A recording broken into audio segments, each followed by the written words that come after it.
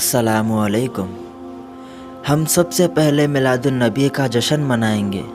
بشرطے کہ ہمیں کوئی ایسی حدیث ملے جس میں نبی کریم صلی اللہ علیہ وسلم نے 12 ربیع الاول کو دوسرے دنوں سے ممتاز کرنے کی ترغیب دی ہو۔ ہم سب سے پہلے میلاد النبی کا جشن منائیں گے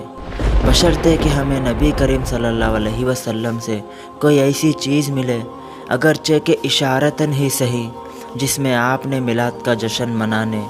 یا میلاد کی خوشخبری دینے کی ترغیب دی ہو۔ ہم سب سے پہلے میلاد النبی کا جشن منائیں گے اگر ہم اس بات کا عقیدہ رکھیں کہ نبی کریم صلی اللہ علیہ وسلم نے دین کی صاف صاف تبلیغ نہیں کی، اور آپ کی تبلیغ کے بعد بھی کسی خیر کا پایا جانا ممکن ہے جس کے کرنے پر آپ نے ہمیں نہیں ابھارا ہے۔ ہم سب سے پہلے میلاد النبی کا جشن منائیں گے بشرطے کہ ہمیں ابو بکر صدیق رضی اللہ عنہ کا کوئی اثر ملے جس میں انہوں نے میلاد کی رات کھانے کی دعوت رکھی ہو، یا ہمیں عمر رضی اللہ عنہ کا کوئی اثر ملے جس میں انہوں نے میلاد کے دن کو چھٹی یا کھیل و کود کا دن بنایا ہو، یا ہمیں عثمان رضی اللہ عنہ کا کوئی اثر ملے جس میں انہوں نے میلاد کے دن صدقہ و خیرات یا روزہ رکھنے پر ابھارا ہو، یا ہمیں حضرت علی رضی اللہ عنہ کا کوئی اثر ملے جس میں انہوں نے میلاد کے دن سیرت کی مجالس منعقد کی ہو۔ ہم سب سے پہلے میلاد النبی کا جشن منائیں گے بشرطے کہ ہمیں پتہ چلے کہ بلال رضی اللہ عنہ یا عبداللہ بن عباس رضی اللہ عنہ یا کسی بھی صحابی نے میلاد کے دن کو کسی دینی یا دنیاوی مناسبت کے لیے خاص کیا ہو۔ ہم سب سے پہلے میلاد النبی صلی اللہ علیہ وسلم کا جشن منائیں گے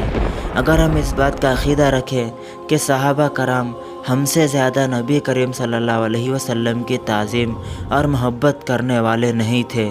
اور نہ ہی ہم سے بڑھ کر نبی کریم صلی اللہ علیہ وسلم کی اعلیٰ قدر سے واقف تھے، نعوذ باللہ۔ ہم سب سے پہلے میلاد النبی کا جشن منائیں گے بشرطے کہ ہمیں کسی تابعی، خواہ وہ اہل بیت میں سے ہو یا کوئی اور ہو، ان کا اثر ملے جس میں میلاد کے دن نعت خوانی کی ترغیب دی گئی ہو۔ ہم سب سے پہلے میلاد النبی کا جشن منائیں گے بشرطے کہ ہمیں ائمہ اربعہ میں سے کسی ایک امام کا کوئی ایک کلمہ ملے جس میں انہوں نے میلاد کے دن کا اعزاز و اکرام کرنے پہ ابھارا ہو، یا ان میں سے کسی ایک کے بارے میں یہ خبر ملے کہ وہ میلاد کی رات جمع ہونے والوں کے ساتھ جمع ہوئے اور جھوم جھوم کر نعت خوانی کی ہو۔ ہم سب سے پہلے میلاد النبی کا جشن منائیں گے اگر ہم اس بات کا عقیدہ رکھیں کہ یہ ائمہ اربعہ اور ان سے پہلے گزرے لوگ سنگ دل اور سخت مزاج تھے، جو اپنے نبی کی قدر و حرمت اور ان کے بلند مقام سے ناواقف تھے۔